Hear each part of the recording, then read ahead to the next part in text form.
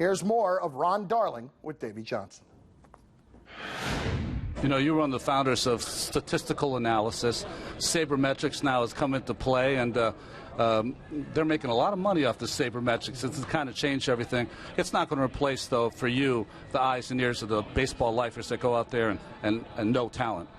No question about it, but numbers tell the whole picture. I mean, you can tell, you know, even in putting together teams for the World Cup, the Olympics, and whatever, you never see the players, but you can look at their numbers, and you can pretty much set the lineup on just the numbers.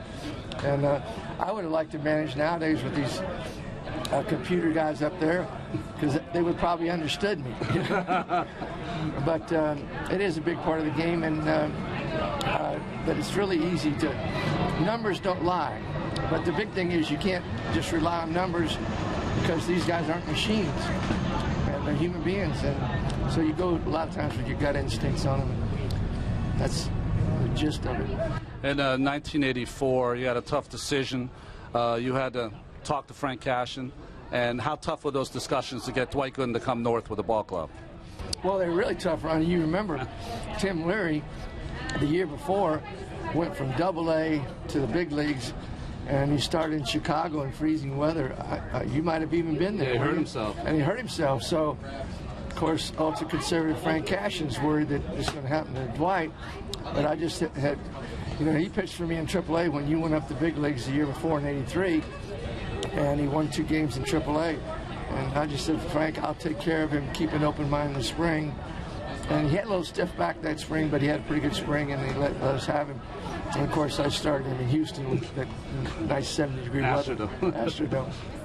You know, when you think about Gio Gonzalez, probably the best game he pitched all season long for you. Jordan Zimmerman is such an underrated, great starter. Strasburg, of course, talent off the charts. How would you compare your starters on this team with your '86 team?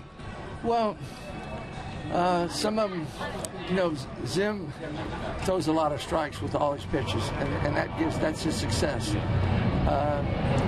Gio last night, when he's throwing all his pitches for strikes, you know, not missing a lot with his pitches, so they can tell what he's not throwing over.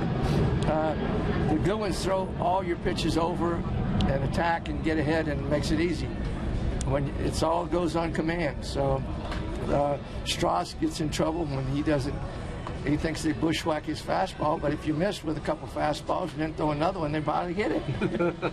Well, it took me a while to learn that strikes are your friend. Absolutely. I remember those 35 no decisions you got that you threw a whole lot of pitches in 5 or 6 innings and got no decisions. You got your big raise, though. I don't know how you did that. I don't know how I did it either, but I did get better anyway. Yeah, so you got a lot better. People ask me all the time about you, and they're intrigued by you, and I always say one thing, one word. I say you're a winner. You've been a winner every place you go. If this is your last year managing, what's your legacy, you think, in the game? Well, I don't know about legacy. I don't think too much about that. I know that I'm going to be involved in some level of baseball wherever I'm at. You know, I love the game of baseball, and so whether it's coaching a wood bat league in Florida or maybe bringing the Urban Youth Academy to Orlando, I'll be doing something. Shoot, maybe an Australian team may want me to come over there and manage. I haven't been there, so I might go there. Why not? The Great Barrier Reef. Thanks, Davey. I appreciate it. Thanks, Ronnie. Always great seeing you, buddy. Great to see you.